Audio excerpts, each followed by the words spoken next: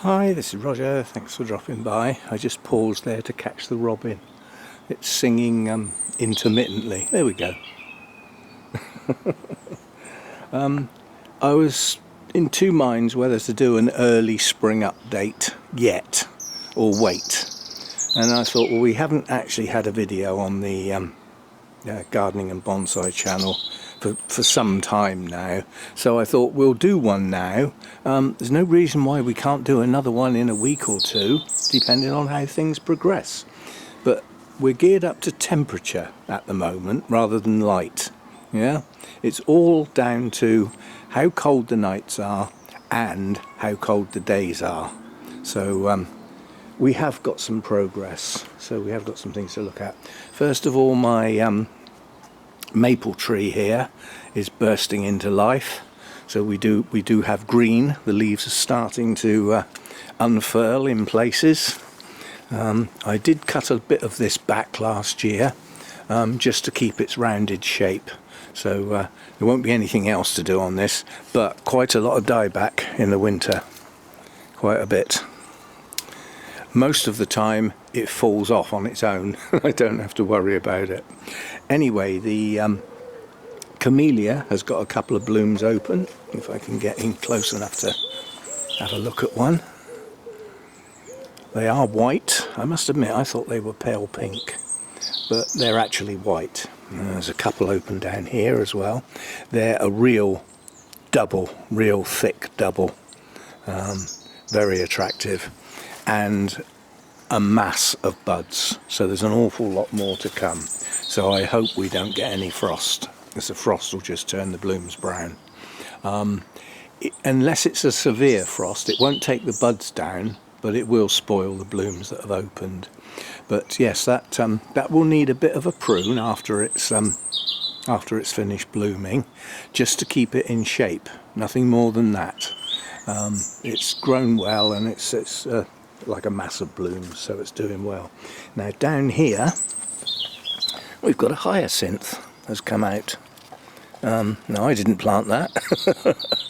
And I must admit I do sort of remember that from last year, but I remembered it being blue, so maybe there's two there. Maybe not, maybe it's just a memory thing. And then all of these daffodils here were not planted by me, they were already here. So they did come up last year, although I think there's quite a few more actual blooms this year. So that's good. And then coming round here, we've got some of the things we planted in the gravel beds have failed, I think. But that's sometimes you just have to wait and see. The two lavenders are not showing real signs of emerging growth until you look closer. And yes, they are. So they're not dead. These are forget-me-nots. These have got buds, so these are going to bloom soon. And hopefully, if the weather's suitable and we get some pollinators around, they should set seed and end up being quite a few in this area for next year. The time are the things that these really do seem to have failed, but then again, you look again, there's green, so maybe they're going to be okay. These little ground cover plants, they've made it through the winter, so hopefully they'll progress. Again, ground cover plants, they all flower. The primroses, not quite sure what this one's all about. White, where did that come from? Mixed in with the normal ones. Right, bulbs up in here. I planted some bluebells and some fritillaries up in here, and I'm not quite sure what we've got yet. I keep meaning to pull this bit of ivy out as well. I'll just let it dangle there for now. It needs cutting off because it's getting in amongst the plants. And then that is, I think it's called campanula, but it has lovely purpley blue bell-shaped flowers. And then the geraniums over this side, Hannah planted those. This is all shooting out, having been pruned. This will, but I'd rather it didn't. Constant maintenance, this laurel. Up in here we've got some more geraniums.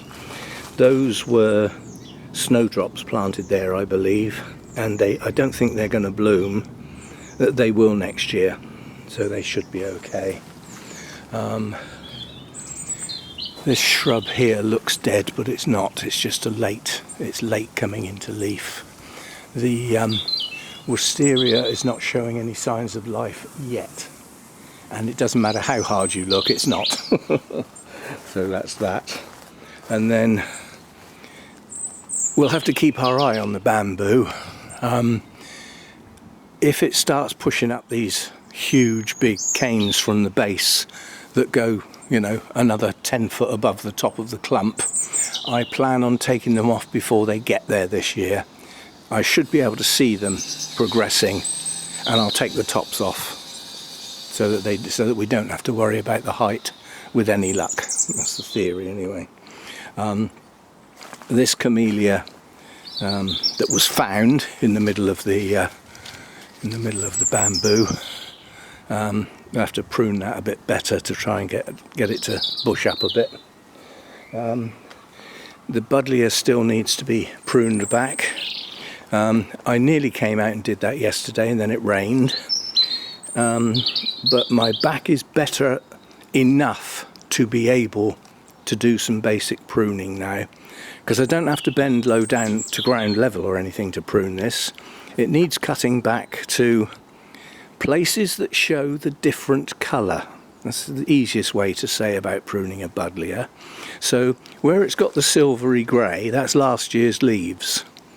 Where it's got the green, that's this year's growth starting. And it pays to take it back to somewhere like that. Yeah? Somewhere like this here. Somewhere like this and this. So we've got some pruning to do there. This conifer doesn't get touched, it just gets allowed to do its own thing, which it does quite nicely. And again, we've got some more ground cover in the corners here. Hopefully they'll fill out. I've forgotten what the hell I planted in there, but hopefully it will start to grow soon. Again, there's thyme, clumps of thyme here. I don't see any green on that one. We'll just have to wait and see. I can't remember what that's called, but I think that was the thing that had loads and loads of really bright red flowers on, I think. Not sure. That's sedum. That's going to be a mass of blooms this year. That's good. And this, Carol will probably remember what that is, but it was something that we only had a tiny little bit of, and that's where it went, and it survived the winter. I can't remember what it is, but I'm very careful to avoid, you know, bashing that around or anything, because it's the only piece. There's another little bit of forget-me-not there. Now the ground cover up here has not been very successful, and a lot of that was due to walking on it, but there are signs of it has made it. It is here in places, so hopefully that corner will fill up. It was split up into several pieces to fill that corner up. Now up in here we've got this giant thing that I had to get people in to help me with that. That's been trimmed to bush it out, and it will be allowed to grow up to just below the height of that next door shed, so that it blocks in that gap there basically. This bush is going to be allowed to grow as high as the fence, if it will. The drought nearly killed that last year. And then this fuchsia, I'm going to try and get the weeds out of this tub this year. The fuchsia itself has died back to ground level, so that will grow again. That was quite attractive last year. And then coming around here, tubs. This is a type of wallflower, but not the annual type of wallflower that you that you plant in the autumn and it blooms in the spring and then it's gone. This blooms forever basically, as long as you keep it trimmed. And as you can see, all of the growth here is a mass of buds. So these are the forerunners, but it's a little bit of early colour. This is rosemary. Yep, rosemary. And then we've got some lavender here, and then we've got a couple of herbs here that could do with a trim probably. Another buddleia here. Again, this needs taking down to about here, yeah, so that it shoots out, and it'll bloom better for it if we do that. Can't remember what these are called, but they've grown. I was worried that I'd lost those. Those should have gone in the gravel beds, but I can't remember the reason why they didn't. Now, tucked over down in this gap here, I did plant bluebells. That will be the bulbs up there. Primroses. I think those are fritillaries, and if they're not, then they are. So I did plant a few things in there, and I need to yank all the ivy out and keep this clear. So I'm hoping to plant some other things in here, more shrubby, you know, low growing sort of things rather than just ivy. Really do without the ivy. Right, then down through here we've got the primroses, obviously. Another bit of ground cover on the corner. Primroses have done very well here, very well. They obviously like the brighter light, but as yet they don't get any sun. So what's that? The rose is coming out, that's good. These are somebody else's snowdrops here, and these are dandelions, and I am determined that this year they will not flower. So every time I see them, every time I come out, all the buds and blooms get taken off. Again, large snowdrops in here, planted by the previous person. And a couple of crocuses came up. Lots of people have crocuses. I don't like them. They're gaudy, and you can almost guarantee that when they come out you get a wind and some heavy rain and it just knocks them flat. And even if it doesn't, they don't last long enough to do justice for me. I'm just not too keen on them. And then we've got some, again, herbs. This is 3 types of marjoram in here, I believe. Yes. And these are chives. They're growing on nicely now. All this is coming back to life. Now in here I had to hard prune this shrub, but I had to wait until it had finished flowering, because it has white flowers late in the year and the bees love it. But as a consequence of that pruning, you can see that it's shooting out nicely. So I'm probably going to take the whole of the top of that off and reduce it right down and get it to start again, because it grows quite a lot in a year. So we might actually take that right back and start again. And then coming round here, things that have been planted. The daffodils were mine. This again I think is the campanula, has the purpley bluish bells on, as is that. This is bugle. That's a common name, it's not its proper name, but that again should have purple flowers on soon, very deep purple flowers. That's starting to grow. It's been sat there dormant for some time, but it looks like it's now starting to grow. It should fill that corner. Well, that's the idea of putting it there anyway. Snowdrops from Carol, those were planted by me. Now up here we've got things showing through that I don't know what they are yet, but we will find out. This is bluebells, I'm confident. That is something that was planted by me, so it came from Carol. Not quite sure what, but that's growing. That was put up the back.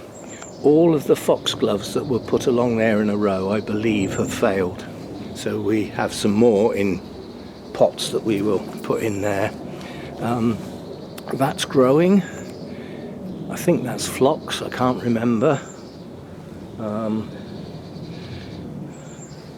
Again, this campanula or whatever it is, there's a clump there. And then we've got the geraniums coming through. We've got a combination of things up the back here, and I can't remember which is which, but that is shooting out nicely now. So that's obviously going to grow, whatever it is, I've forgotten.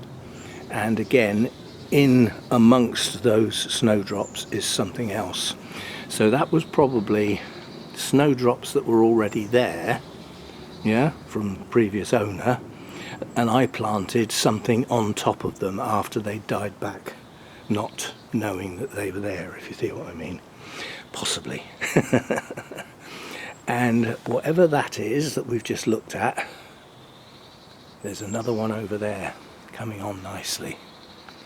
So, and this here is bluebells, but it's the Spanish type of bluebells, I believe, looking at the size of the buds.